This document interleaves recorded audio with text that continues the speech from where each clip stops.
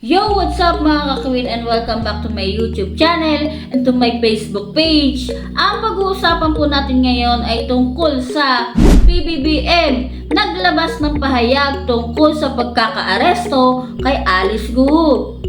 Pero bago ang lahat, sa mga bagong pasok pa lang sa aking YouTube channel at sa aking Facebook page, ay huwag niyo po sanang kalimutan na i-like, share, subscribe, and click nyo na rin po yung notification bell para lagi po kayo updated sa aking mga susunod na video.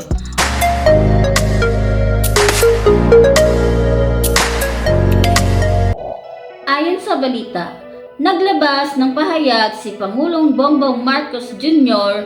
tungkol sa pagkakaaresto kay dismiss Bamban Tarlac Alice Guo. Pinasalamatan ni PBBM ang mga law enforcement personnel at ang bansang Indonesia.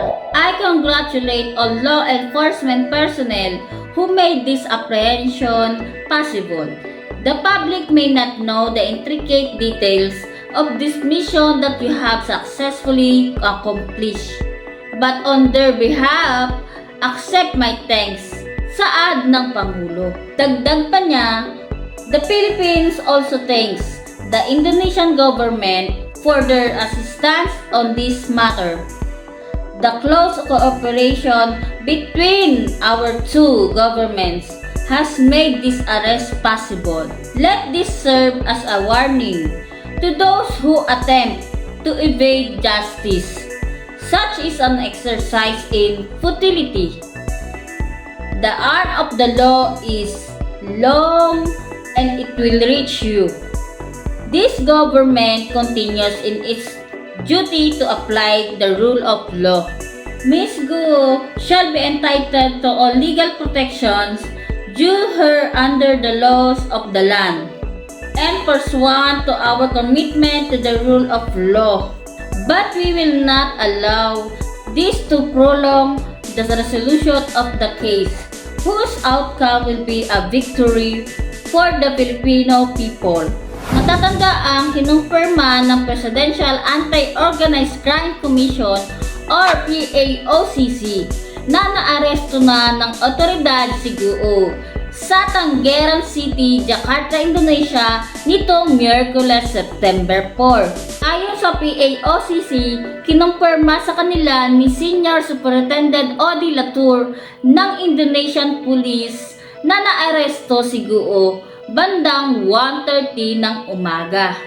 Ayon sa Bureau of Immigration o BI, palipat-lipat umano ng hotel si Guo para makaiwas sa mga otoridad.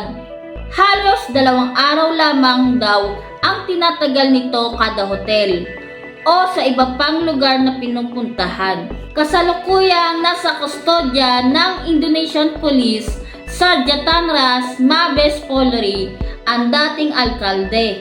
Nakikipag-ugnayan na rin si Immigration Commissioner Norman Tonsinco sa Immigration Authorities ng Indonesia para sa agarang pagbabalik ni Guo sa bansa. Matatanda ang isinuwalat ni Senador Riza Hontiveros noong August 19 na nakaalis na ng Pilipinas si Guo noon pang July 18, 2024 at nagtungo sa Kuala Lumpur, Malaysia.